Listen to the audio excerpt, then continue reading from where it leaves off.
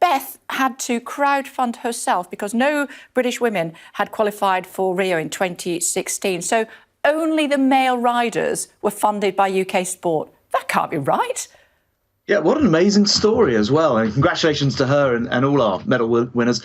And actually, the reason I come on your programme today was actually to talk about cycling. So it's actually very appropriate as we approach the summer of cycling. I don't know the specifics of her funding, but I do know that with the way that the sports are funded is quite a kind of, they look for the winning sports and those are the ones they fund. I don't know what the background was to her funding, but well done to her. I mean, what a phenomenal story and an amazing win for the country. Yeah, I mean, I know you're here to talk about cycling, which is why I brought that up to start with. Yes, we reward success. There has to be some question mark over just rewarding success, but only funding male riders, surely that's not acceptable. Well, I think she's broken the mold here, hasn't she? As she said herself, she wanted to prove that women could do it as well, and she's done that in amazing style. So I've no doubt that the funding, as far as she's concerned, will doubtless change. I don't know quite how these things are calculated, but I suspect also it demonstrates that this is a sport, and B, that women should be funded through it. And I'm sure that will be taken into account in the future. She's just done phenomenally well, and also that silver in BMX cycling as well, which is brilliant. And as I say, I'm on to talk about a 30% rise in the cycling and walking budget. And the summer of cycling that we're promoting today with a £338 million budget. I hope we can inspire many more people, not just to be Olympian champions, but also just to get out on their bikes, cycling and using the improved roads and conditions that we intend to produce with this money. Yeah, as a female, I'm disappointed that you don't want to go further on that point. But OK, let's move on to what you want to talk about. Walking and cycling will be prioritised. Sorry, go on. I don't control the funding, but I'm very, very pleased that she's broken the mould. And, as I say, I suspect with Olympians, you can always find stories of people who were struggling to, get people to back them and be believed in. And, I'm so pleased that she's broken that glass ceiling. Yeah, the point is the male riders were funded and the female riders weren't. It's just not acceptable. But you don't want to talk about it. I'm not in control of the Olympian funding any more than you are. Okay. Yeah, but I mean, you don't need to be, do you, to see that women are not women weren't funded and the men were. That's just not acceptable. However you look at it, how much you know about the funding or not. Talk to me about the 338 million that's being put towards cycling and walking. Yeah, so this is money that we're putting towards what we're calling a summer of cycling and walking. We've seen a huge increase, 46% last year. With a number of people on their bikes, people pulling them out from the shed or garage or hiring them and just getting on their bikes and moving around. And actually, when you look at the journeys in this country, over half of all journeys by car in this country are less than 5 miles. So bicycles are a fantastic way of getting around. But oftentimes people just need to feel safer on the roads. And that's something that, this money will help to happen, because we're going to make changes to, for example, the highways code to prioritise the people on the roads, walkers, cyclists, people who are more vulnerable, as the highway code will recognise them going forward as well. So very exciting today. Talk about the thing that you're announcing today, the policy change you're announcing today, and that's an increase in the budget to encourage people to do the cycling and the walking that we all know is good for us, but we don't bother doing a lot of the time. That's it. It's very, very, very well summed up. It turns out that over half of journeys that we make are less than 5 miles, and actually can, in many cases, be replaced by walking or cycling. Oftentimes, people don't want to do that because the environment doesn't feel comfortable or safe. So these changes that we're making today, massive budget towards it, 338 million for this year, but also changes the highway code. Are designed to make it more enticing and, get people out, active travel, as you say, doing ourselves good, as well as looking after the environment around us. The reality is, though, I mean, you can spend as much as you want on budgets and making, nicer cycle paths and wider pavements and trees and making we could cross the road as pedestrians more easily. An awful lot of people just don't want to walk that far. They haven't got time to walk that far. Maybe during the pandemic, during lockdown, people were really enjoying walking down lovely, leafy, quiet streets. But the reality is, I've got to get to work in the morning. My journey is 6.8 miles. I suppose I could walk that, if I had a spare spare couple of hours, I could walk it. Most people don't have the time to walk to the places they need to get to, certainly not their workplace, as well as getting 2 kids to school as well. Is this not just pretty unrealistic? Yeah, I mean, we're not saying everybody is going to end up on walking or on a bicycle, of course.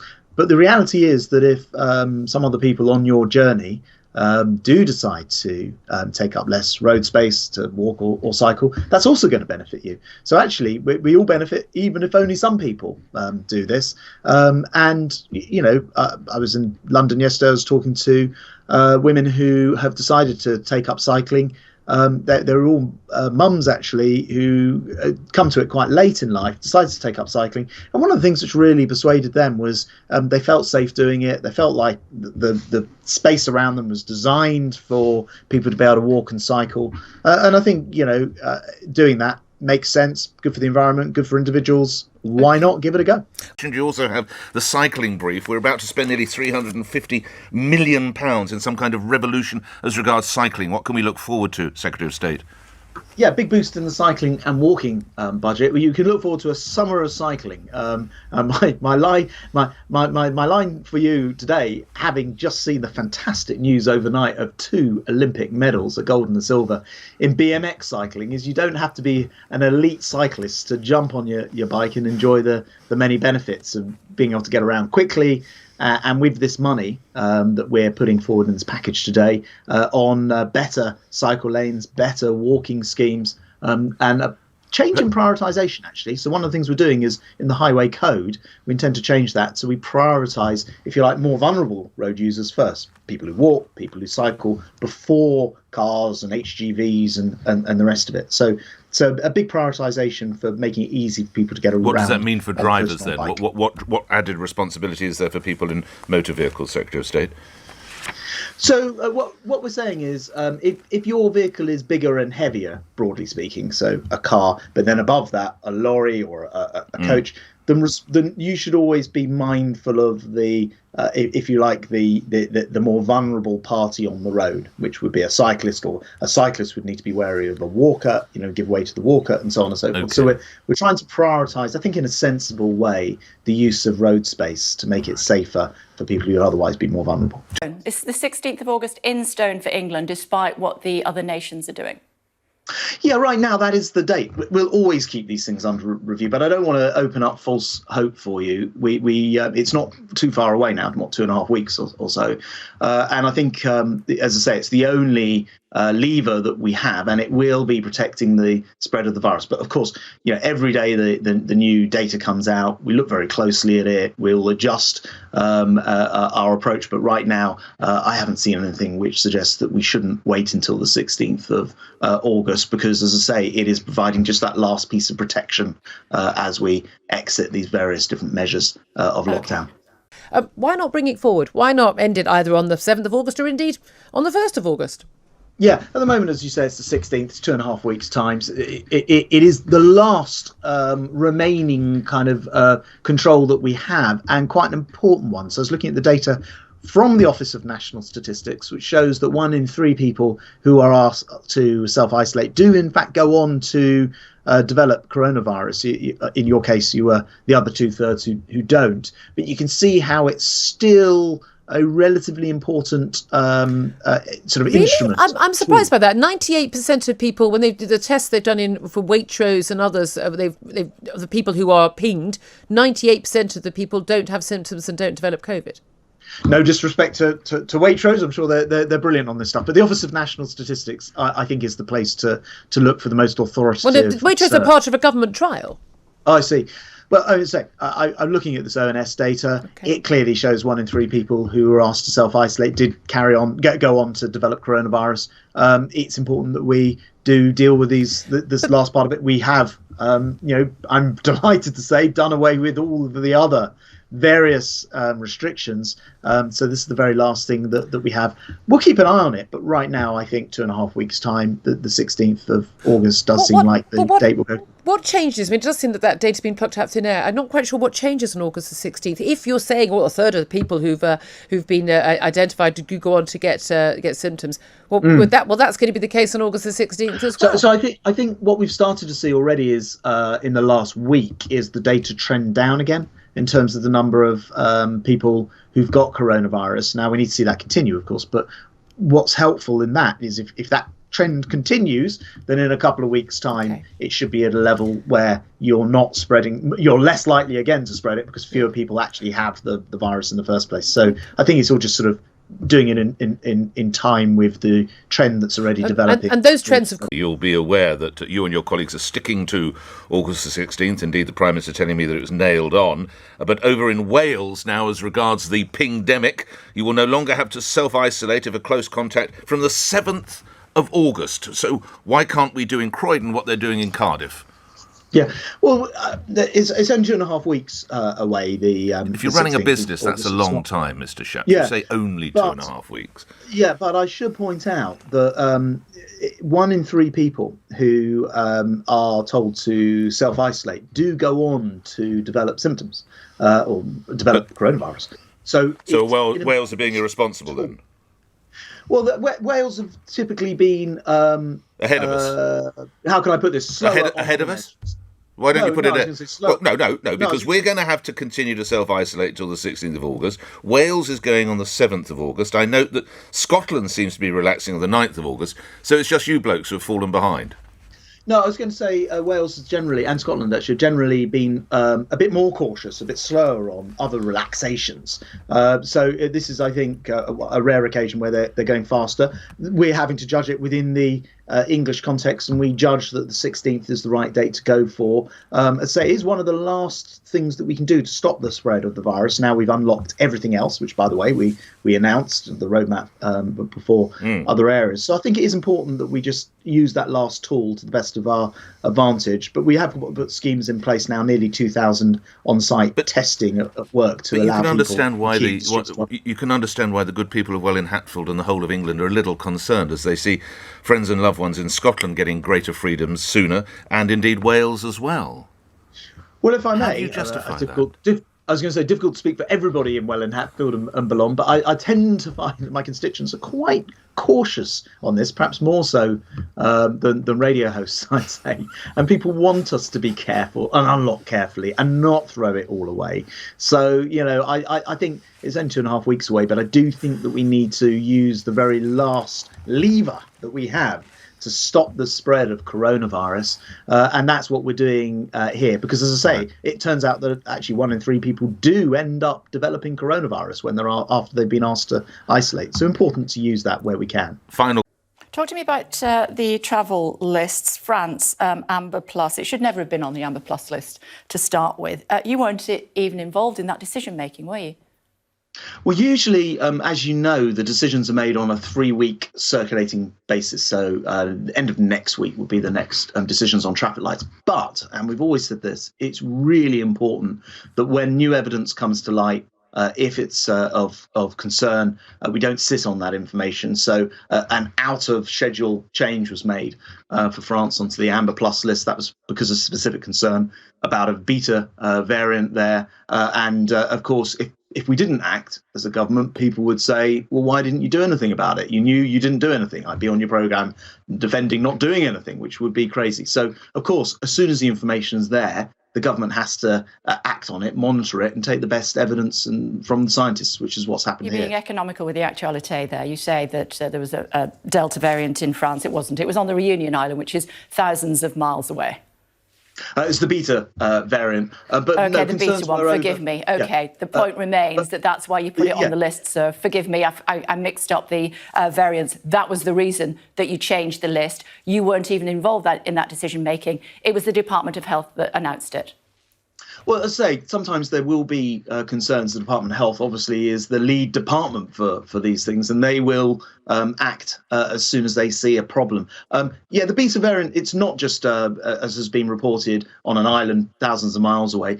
It was also an issue in particular northern France. So it has been an overall concern. And look, the big concern is that we don't allow a variant in which somehow is able to escape the vaccine program that we've got. We don't want to have got this far with vaccinations. We're just getting towards 90% of all adults having been vaccinated, and then throw it all away because a variant that the vaccine perhaps couldn't handle came in. Now, all the evidence and all of that is being pulled together. The latest research on how the vaccine works with the beta variant, the scale of the beta variant in France and the rest of it. And then these decisions will, of course, be constantly reviewed, which is exactly what will happen.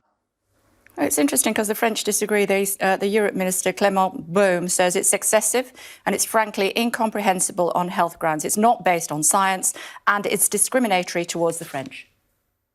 Well, look, as I say, no, it's always disappointing for any country to be, anything other but on our green list. I appreciate that. I spoke to my opposite number, Jean-Baptiste, just yesterday, and we're agreed. We will always try and follow. We'll always follow the science on these things, and make sure that as we can be satisfied over whichever the variants are and whatever the prevalence is, that the Joint Biosecurity Centre recommendations to us are followed, and if they tell us there are problems, then we need to follow those problems to the logical conclusion. But look, I'm looking forward to the whole world being more accessible. Fortunately, this week I've been able to announce effectively a big reopening ability for people to visit here where they've been double vaccinated for most of Europe and America. And so we're moving in the right direction. I know it's painful, but I think that generally speaking, your viewers probably want to see us be cautious rather than sort of gung-ho on this, and that's exactly what we're trying to do. Which was it? Was it because of high levels of the beta variant in France, which France says they don't have, or was it about what was in Reunion, or was it a horrible mistake? I think I can clear that up for you. This beta variant originated in South Africa. If you remember, we put South Africa quickly on the red list. Unfortunately, because of that, in the UK, we've seen extremely low levels of the beta variant. Because of, I think, possibly the French connection with La Réunion, they've had a higher proportion of cases in France proper, actually in France itself. That's the thing that the Joint Biosecurity Centre came to, in fact, the Health Secretary with. This was done out of sequence with the usual 3-week process, looked at it, and they alerted the Health Secretary, and the decision was taken in order to... And just to clarify that, they alerted the Health Secretary. You, the Transport Secretary and the British government, you were not in the room for that meeting. You did not make that decision and had no part in that decision, did you? Well, it's always a question of collective responsibility with these things. But you weren't there when that decision was taken. That's correct. But the Transport Secretary wasn't in the room when a decision was taken to put one of our closest, oldest, allies and neighbouring countries, a country that millions of people were just about to jet off to or jet back in from, that would go on this new invented Amber Plus list. You weren't even in the room when that decision was taken. Well, why are you still in the cabinet if people are allowed to make decisions in your remit without telling you? Well, the Prime Minister is allowed to make decisions on anyone's remit, I should point out. It was on a Friday. The information was urgent, and the Prime Minister and Health Secretary rightly looked at it and decided that they needed to act immediately. And, that is that we've always said with the coronavirus, you can't sit on the data once you've got it.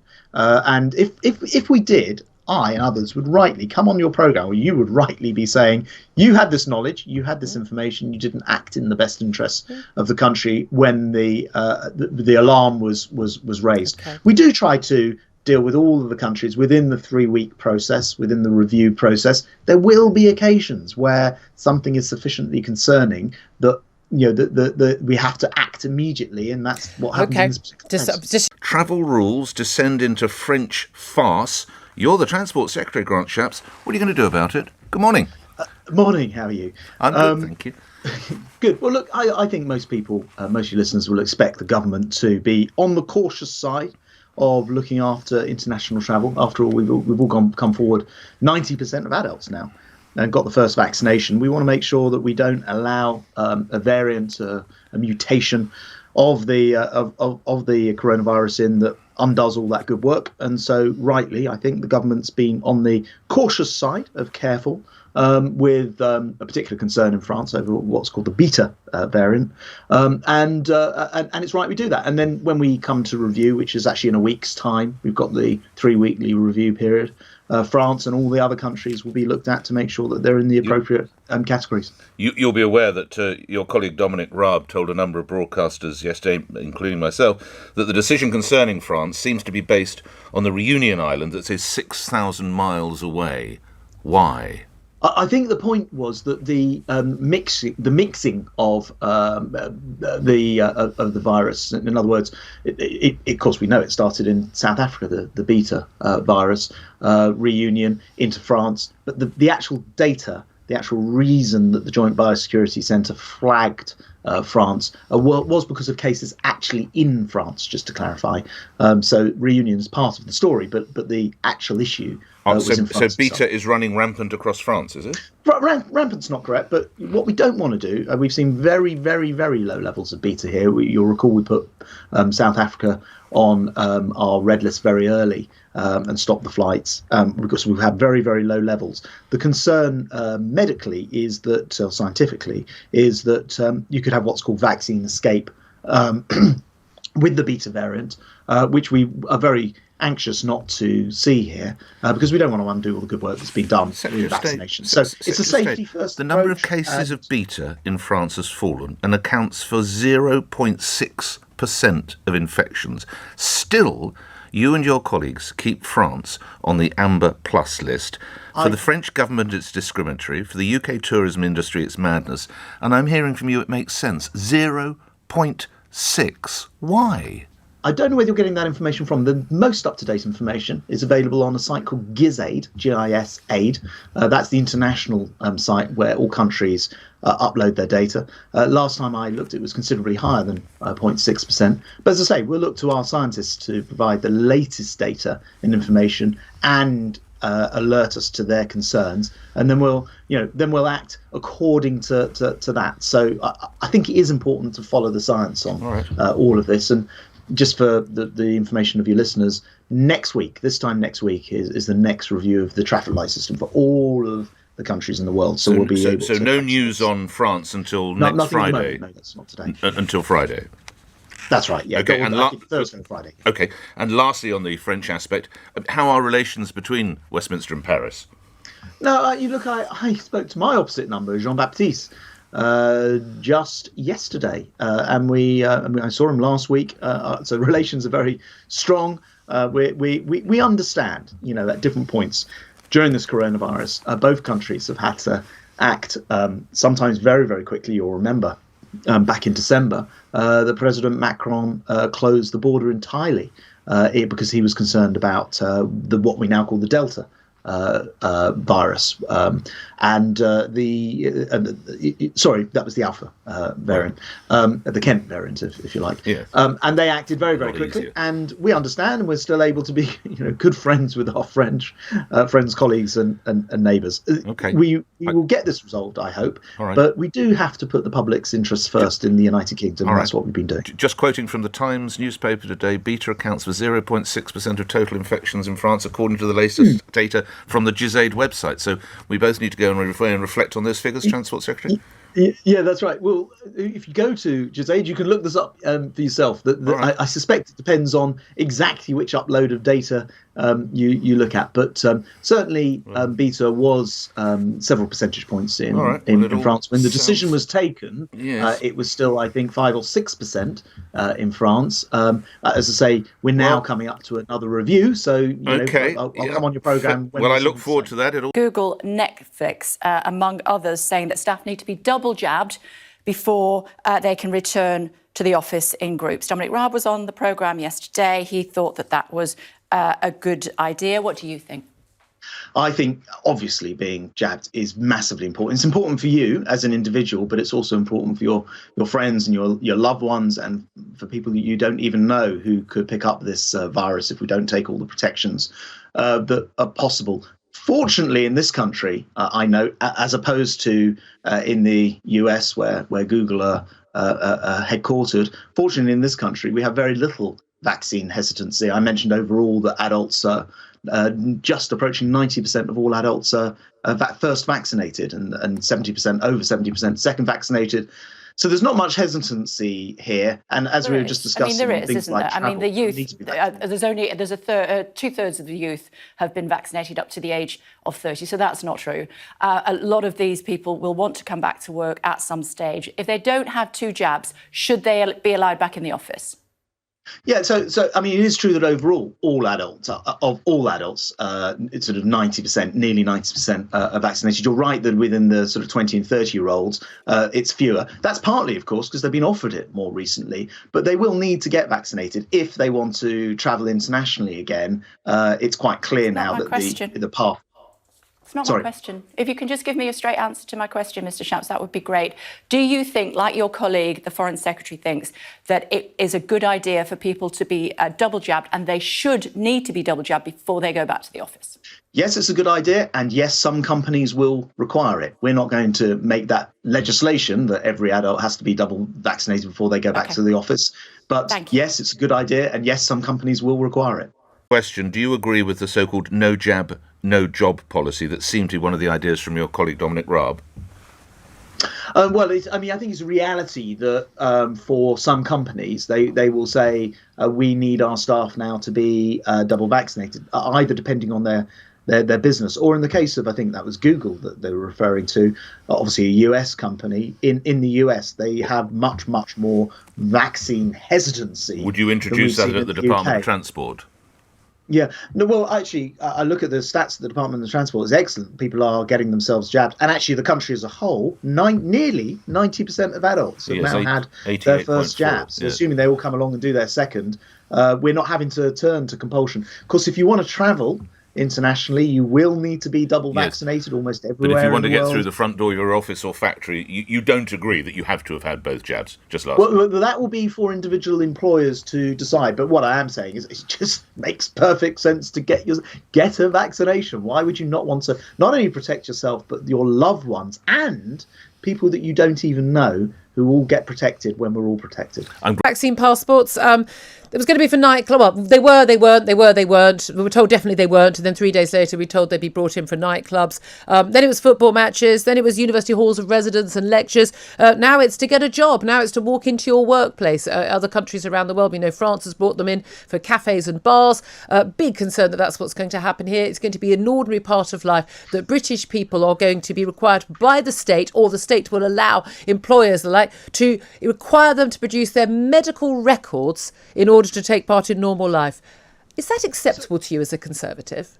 So, I mean, first of all, for the vast majority of us, it's just not going to matter, is it? Because 90% of British adults have already got their first jab, over 70% have got the second jab. I'm sure we're going to see those numbers go right up to 95%. We've just been talking about international travel. It's clear that in the future, you won't be able to travel outside of the UK because of other countries' requirements without being jabbed. So the simple answer is just get yourself jabbed. And then I'm double jabbed. Yeah. But I'm not going to show my vaccine passport because I think it's fundamentally wrong to require people to show their medical records to go into a pub or go into a lecture hall or. I don't think. So it is going to matter to many millions of people. I think share my views, which is that I don't want to live in a country where I'm required to show papers to go about my normal life. No. I mean, the good news is you won't be required to go into a pub or to go to the supermarket. I will go to a nightclub. If my daughter in the future will be required to show it to go into a student hall of residence, I'll be required to show it to go to a concert, to go to the cinema, to go to a football match. That is going to be an impingement on my normal life. I mean, look, I think not to put too fine a point on it, younger people are wondering whether it's worth their while. Some young people will wonder whether it's worth their while getting the vaccination. We want to make sure that on behalf of society as a whole, because it kills people, that everybody does get their jab. And, getting a jab doesn't just protect you, potentially even as a younger person, from long COVID and other complications, but also the people you love and people you don't even know who may well die if you don't get it. That's about persuading people, not cajoling, cajoling people, and I think not beating them over the head with a vaccine passport stick. I think this is gentle persuasion. I mean, gentle persuasion. You can't move into a hall of residence at your university or go to a lecture. You can't go to a nightclub. You can't go to a football match. That's not gentle persuasion. That's coercion.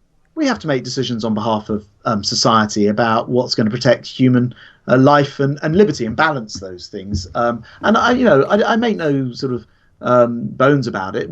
Sometimes these decisions are difficult decisions to make. On balance, given that this virus has in many ways, although it hasn't killed as many young people, has impacted. It's barely killed any young people. Lives. No, lockdown is imposed on young people's lives. Lockdown policy, that the COVID has barely affected young people's lives at all. Well, it has if you are my kids or other people's kids who haven't been able to complete their schooling because of lockdown policy. Say, you can call it lockdown policy, but it's also the only measures we had to deal with coronavirus. Well, I know you have to go, and it's cruel and different. Have we not based an awful lot of the policies that we've got now and that we've had in the past on completely false predictions, false models, provably wrong, and false data? Yeah, I mean, you make an interesting point. I would say there are always a range of predictive models, and the band between the lowest and the highest is always quite broad. I mean, amazing. So it's one of the things that's made it so difficult. They're kind of meaningless, aren't they, really? Well, I was going to say it's one of the things that's made it so difficult to calibrate public policy. I don't blame the scientists who do these things. It is intrinsically very difficult to do, because when you look at doubling rates on a pandemic, you can go from what looks like a very, very small pandemic to a very big one in a sense, with about 5 doublings, and so it's very easy to misestimate by the power of quite a lot quite quickly. But if modelers are wrong every single time by a huge factor, should we still be listening to them? Look, I mean, things we do know, although again your point about why people are in hospital would apply here, but the thing we do know is that, you know, what is it, 128,000 people have died in the UK through coronavirus. You know, it's not a made up statistic. No, I've it's never true. said it was. Although it is, I'm just going to make this argument for you. It's true that if you've been diagnosed with coronavirus and then get hit by the proverbial bus, your death certificate would still include coronavirus on there. So, but there's a basis to understand that this disease does kill people, does put people in hospital, and there are thousands of people in hospital, even if you take off a quarter and say, well, they're there for another reason but happen to have coronavirus, that's still thousands of people in hospital. All right. So we need to be cautious as we unlock. But fortunately, compared with when you and I spoke last, we have gone through the 4th stage of the unlock. Our freedoms are coming back. We have. I mean, it was only a month later.